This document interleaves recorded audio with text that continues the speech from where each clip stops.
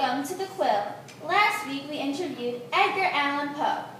Today we have a Stein blast from the past. Welcome, John Steinbeck.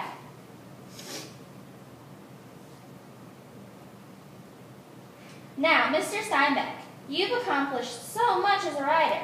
Many people have read your books, but what is the man behind the pages really like? Please tell us a little bit about yourself. Well, I was born in Salinas, California on February 27, 1902, and died in New York City on December 20th, 1968. I wrote many books, most of which you have been probably forced to read in high school. Is that all you wanted to share? Yes. Is that all you wanted to know? Well, why don't you tell us a little bit about your family? All right.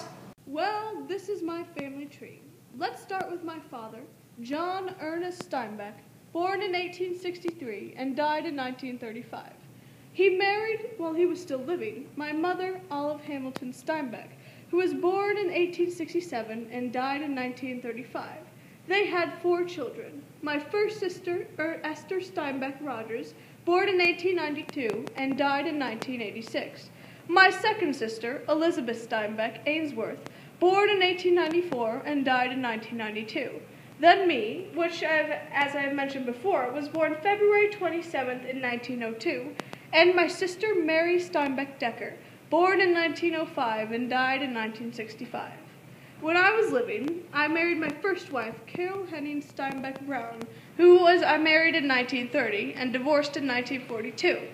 Then I married my second wife, Gwendolyn, who I also divorced, but I married her in 1943, and she gave birth to my 2 sons.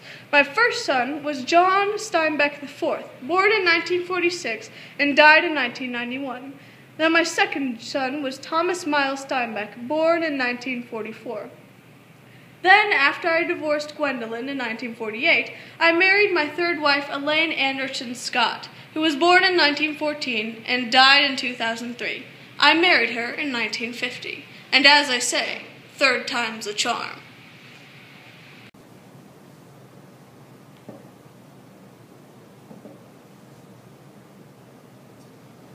Oh yeah, wasn't your mother Olive Hamilton Steinbeck?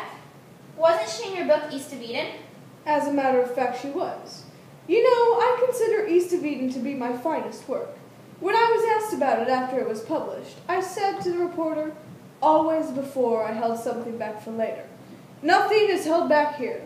I think everything else I have written has been, in a sense, practice for this. Okay, so you were born in Salinas? Did you stay there for a while? What did you do after high school? Oh, it's a long, boring story. Why don't you just use the internet to go look it up or something? We'll want to hear from you, though. Fine. Lucky for you, I have a timeline with me as well. Well, here it is, my own personal timeline. A Stein blast from the past. Let's start with my birth, shall we? As I have mentioned 2 times already in this interview, I was born February 27, 1902, in our family house in Salinas, California. In the years 1919 to 1925, I graduated from Salinas High School and attended Stanford University for 6 years. But I never really took a degree because work got in the way. I did everything from being employed as a sales clerk, farm laborer, rancher, and even factory worker. In 1929, I published my first novel, Cup of Gold, and in 1930, I married my first wife, Carol Henning. And in 1935, I published Tortilla Flat.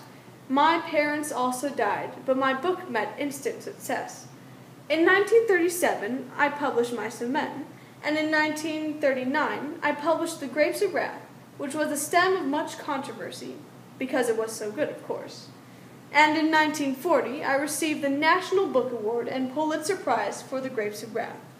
In 1943, I married Gwendolyn Conger, who gave birth to my 2 sons you already know, Thomas Steinbeck and John Steinbeck IV. In 1947, I published the much-heralded novella, The Pearl, and in 1950, I married my third and final wife, Elaine Anderson Scott. We remained married for the rest of our lives. In 1952, I published East of Eden. And in 1960, I traveled through America with my poodle, Charlie, and see my hometown of Salinas for the last time. Then I published a fun little story called Travels with Charlie. In 1962, I accepted the Nobel Prize for being awesome, of course, and in 1968, I died of arteriosclerosis on December 20th in New York City. Wow, look at the time.